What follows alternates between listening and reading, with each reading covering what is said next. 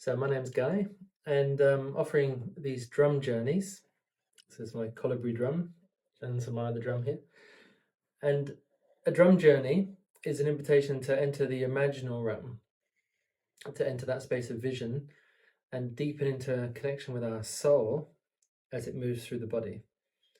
So the drum itself enables you to drop into a light trance state where you're very relaxed and open and receptive, following your breath in and out through the body and relaxing into the rhythmic drum beat.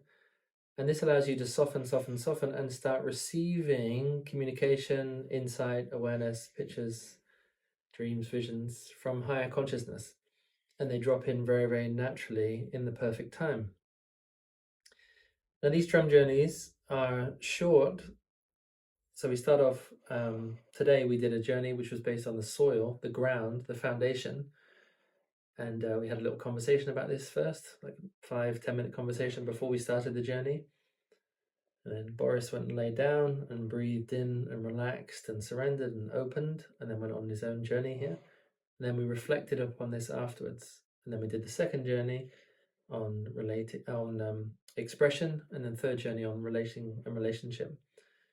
And we're going to work with many different themes. This is how I like to present the drum journey. You can work with different themes at different times that open up different dimensions of us. But it's a very effective method because it works with relaxation, trance, opening, images, imagination, desire, feeling, sensation. So it's really very multi-dimensional shamanic approach to doing this inner life research. And it helps you clarify very, very precisely in this present moment what is good for you, what works, what aligns with you. So if you're interested in having a drum journey, I can either come to your home or we can go to a studio in Prague or somewhere in the Czech Republic, and I will offer these mini adventures of your inner life to enrich the wholeness of your life. Thank you.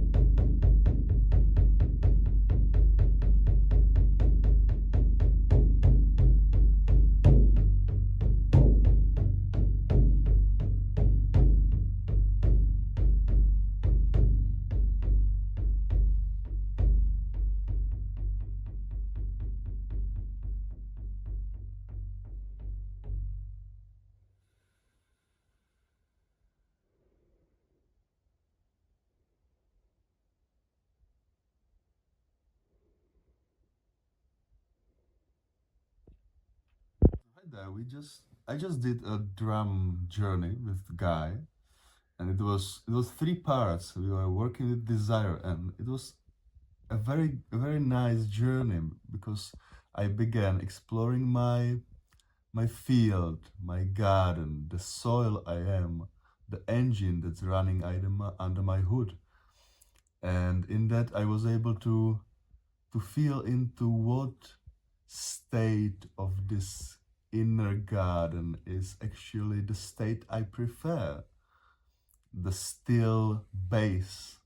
And then we jumped into the second journey, which was good because I had the first one, then I had a rest, a reflection, and I could continue to the next one with the gifts of the first one.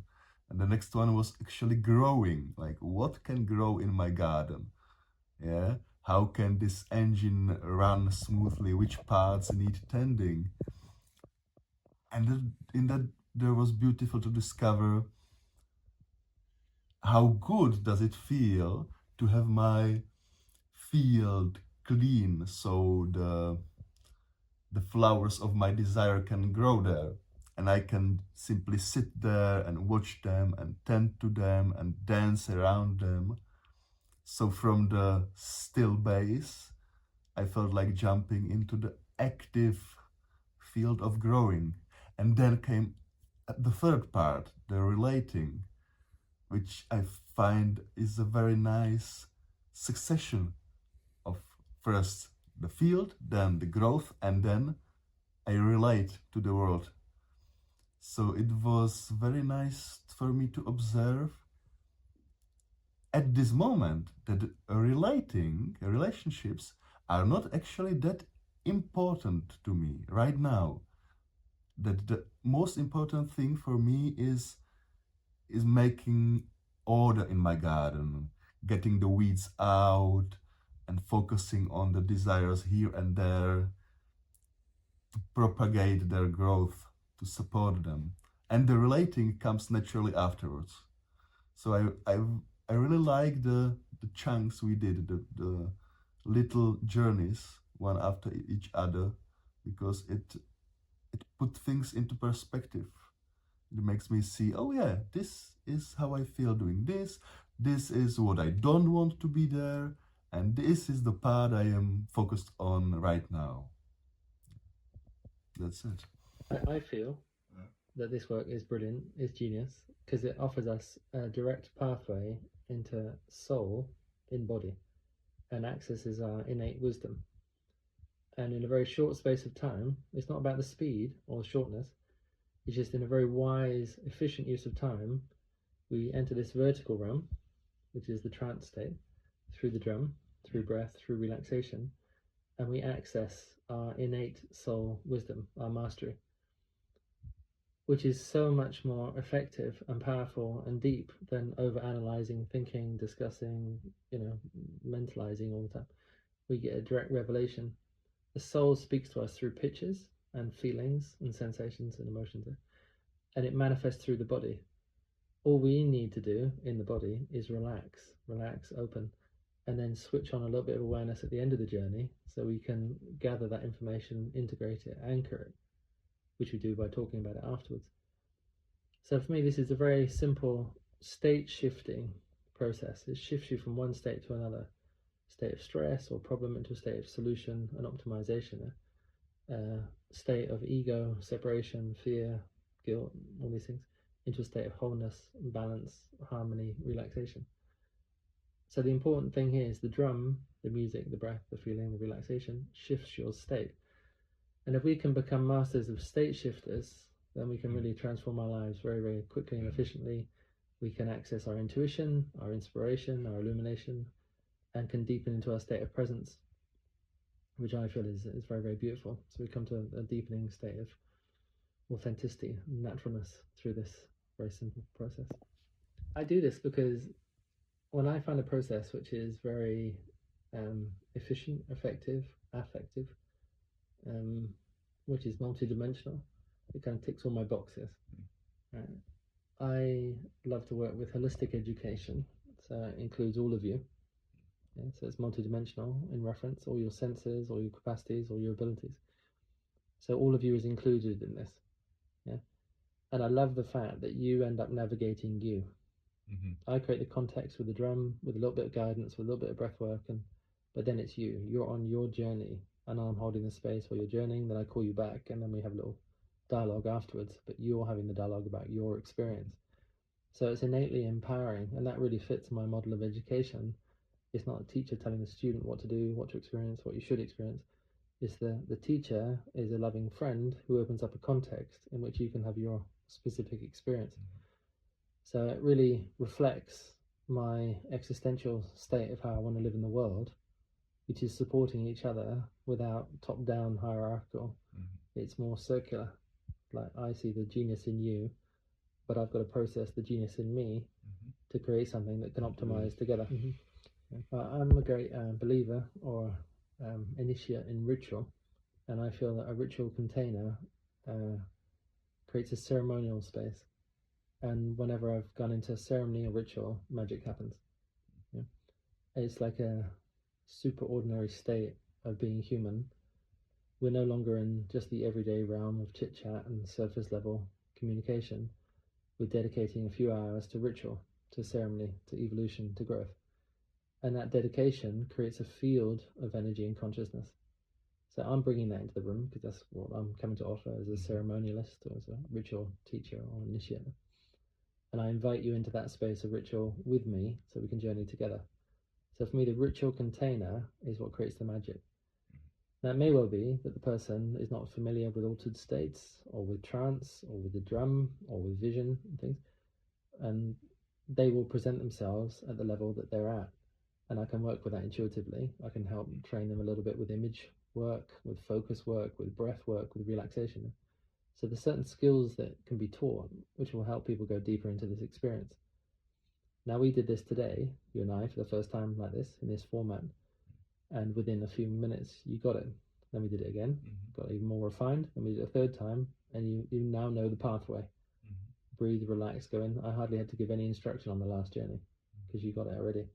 Now, that was within less than an hour of training you in the space. I know you're familiar with these kind of processes, but if you train people very skillfully with precision, about what to expect and how to work with their body and their resources. And essentially we're doing something very, very simple. We're just simply saying breathe in, relax. Breathe in, let go of the mind. Breathe in, feel the body. Breathe in, listen to the drum. What was good during the journey to remind myself that I don't need to focus. That I can just let it work, let it do its magic. Yeah, I consider that's like a soft focus. I would say that what I consider focus to be is the initial intention is we're going to focus on relating. So we've set the field with our intent, but now it's started the journey. Anything that happens within that field is going to be related to the intention. So the intention actually becomes the container. So like right now we're focusing on our relationship to food or to embodiment or to creativity. So that creates a ritual just in that simple moment of declaring it together. Do you want to play the game of looking at your creativity? Do I want to hold the space for creativity? Yes. Okay, we're in alignment, we're resonating, and so in that resonance we build a field of energy in which the focus and the subject of creativity becomes possible. It's like it reveals itself in the quantum field simply because we're focusing on it. That's not hard focus. It's not like you have to keep thinking every 3 minutes. It's like, oh, creativity. No, you've set the course, like we talked about with the native Indians. They set the direction, then they let go of it, and then they enjoy the journey. Right? We've set the course, creativity, relationship, the field, and then we enjoy whatever comes. And that is the beauty, because whatever comes is absolutely perfect according to you at your state, level, awareness. Because we already set off for the journey, and we don't need to remind ourselves all the time, like, we are going to that mountain, we are going to the mountain. Are we going to the mountain? Yeah, we are going to the mountain. That's right. So this is it. Create a ritual space, set the journey, breathe in, relax, and trust. And then you go into a different phase of listening and receiving. So there may be a little bit of training for some people who haven't done any kind of dream time research or lucid dreaming, or image work. But the power of imagination, images into action, imagination, right, is like huge. It's like when we start to recognize that an image really does speak 1,000 words. That some of these images that we explored today will stay with you for a lifetime, and they become like a new visual reference point. Okay, I need to tend to my garden. All right, I need to pull out the weeds. Okay, the weeds are shame, guilt, embarrassment, fear, regret. Okay, they're not useful. And the other thing we recognized here, something which is really magical, which is this state of, is you can shift the picture very, very quickly when you realize that you're the master of the image. And just because you see weeds in the garden doesn't mean you have to spend hours and hours plucking out the weeds. You can just close your eyes, breathe in, and now see a garden without weeds, right? Because it's your imagination, it's your focus, it's your capacity to create. They say, are you willing to see a garden without weeds? That's really the question. Are you willing to see a life without fear, doubt, shame, I don't deserve it? This was something so brilliant, especially in my image of the car engine. Mm-hmm. Like seeing the engine clean, dust-free, oiled, running. It was such a new and great feeling. Mm-hmm. Mm-hmm. Mm-hmm. Well, it's so nice you say that, because it's like a powerful image is going to have a biochemical effect.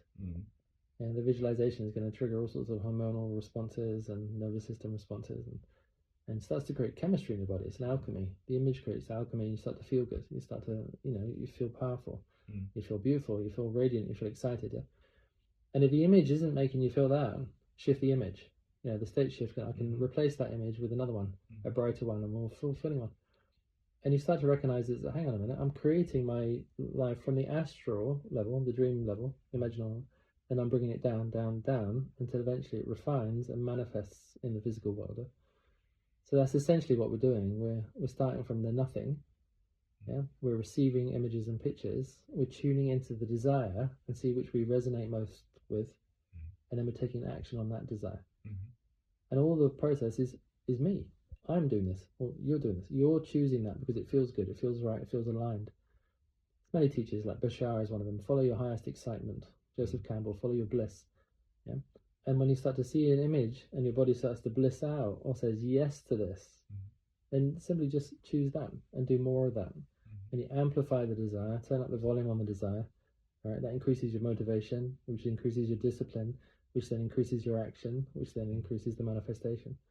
So it's like unlocks through your whole system. Okay, yeah, well, let's begin with, I was not expecting what will come during our sessions, and what I really love is that what comes is like a guide book, or not a guidebook, guide notes, like for example, how do I feel when I am all in the middle of the weedy field, and how do I feel that when the field is clear? Just this simple distinction of the inner state is enough to guide me forward. Or for example, when I have the engine or the field or weedy and the engine or rusty, and I'm focusing on just one part of it, just plucking the weed in one spot all over again, or just polishing one knob here under the car hood, and all the rest stays rusty, it doesn't really feel good as well. So these chunks of information that I gathered here, it helped me to see my life in broader perspective, like these little guide manuals.